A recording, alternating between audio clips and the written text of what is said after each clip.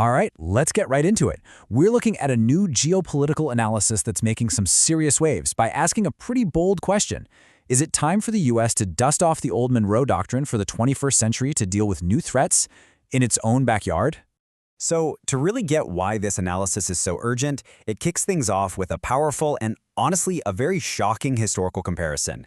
It frames a crisis happening right now as a reverse opium war. And there it is. That's the central question the source throws at you right from the start. It's designed to make you stop and rethink the fentanyl crisis, to see it not just as a public health tragedy, but as a potential act of strategic warfare. Okay, so what does that even mean, a reverse opium war? Well, look at this comparison. Back in the 1800s, Britain was buying way more from China than it was selling. To balance the books, they flooded China with opium. The result? Mass addiction, economic collapse for China, and a seriously weakened government. Now fast forward to today. The analysis argues something similar is happening, but with the roles flipped. It claims China's export of fentanyl precursors to cartels is designed to sow social chaos and bleed the U.S. economy dry. It's a direct echo of the past. And we're not just talking about economics here. This isn't some abstract theory. The human cost is just staggering. Over 100,000 deaths per year in the U.S. from fentanyl. That number is really the engine driving the urgency behind this entire analysis. So what's the military term for this kind of strategy? The source calls it a textbook case of asymmetric warfare. Think about it. Why would you fight a stronger army head-on when you can attack its vulnerabilities from the inside?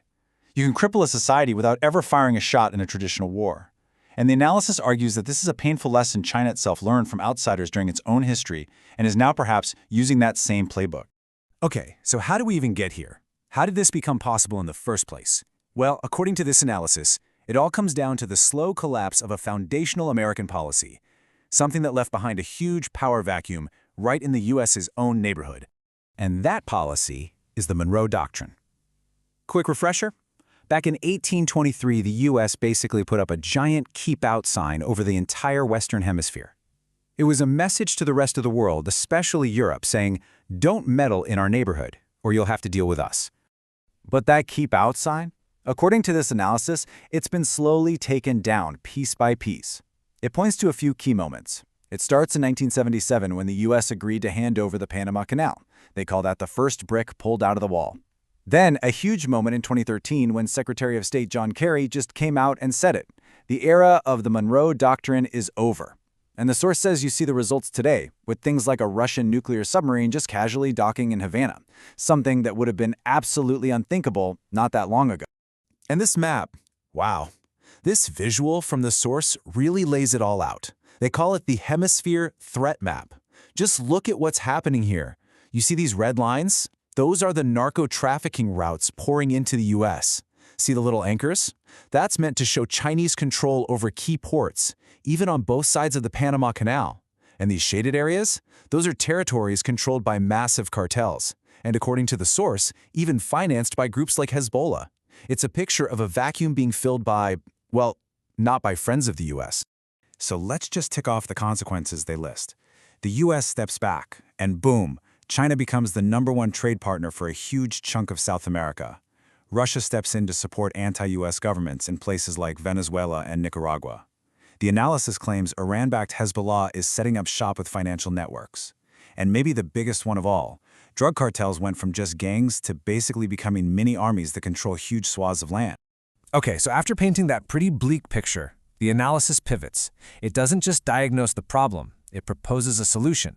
A very detailed, very aggressive playbook for how the U.S. could supposedly claw back control. The goal? A new Pax Americana.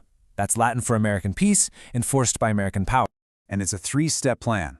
Step 1, Fortress Hemisphere. You secure North America first. Go after the cartels. Deal with foreign-owned infrastructure. Step 2, unleash the dollar weapon. Use the power of the U.S. dollar and the Navy to bankrupt your opponents. And step 3, unipolar stabilization. Squeeze them economically until they're so exhausted they have no choice but to come to the negotiating table. Now there's a key trigger to make all this happen. It comes down to 3 letters, FTO, Foreign Terrorist Organization. The argument is, If you officially designate the cartels as FTOs, everything changes. It's no longer a crime problem for the police. It becomes a military problem for the armed forces. You start treating them less like the mafia and more like a group like ISIS. And that FTO label unlocks what the source calls the Anaconda strategy, a plan to squeeze the cartels from all sides. You hit their finances, locking them out of the dollar system. You launch a cyber war, hacking their networks to create paranoia and infighting. You use drones for surgical strikes on labs and leaders, no invasion needed. And you use hardball economic diplomacy with neighboring countries, a help us or else kind of approach. But, and this is a huge but, the analysis is quick to point out that this isn't a one-player game.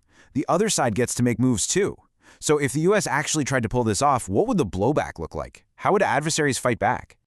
All right, here's the breakdown of the likely countermoves. China is called the silent banker. It could use its control over ports and infrastructure as a kind of economic kill switch. Russia plays the chaos agent, sending in mercenaries and advanced weapons to make any US move incredibly bloody and expensive.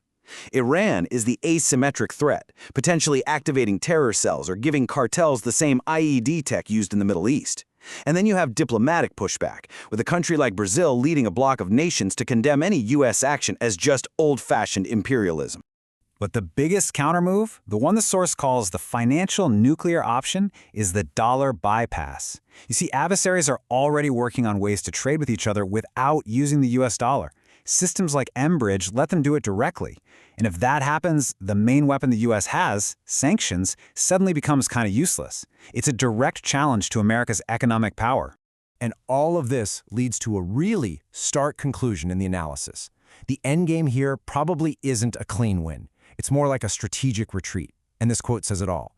The US might have to amputate the southern cone to save the north. In other words, you secure what you can from the Panama Canal up and basically accept that the rest of South America is lost to Chinese influence.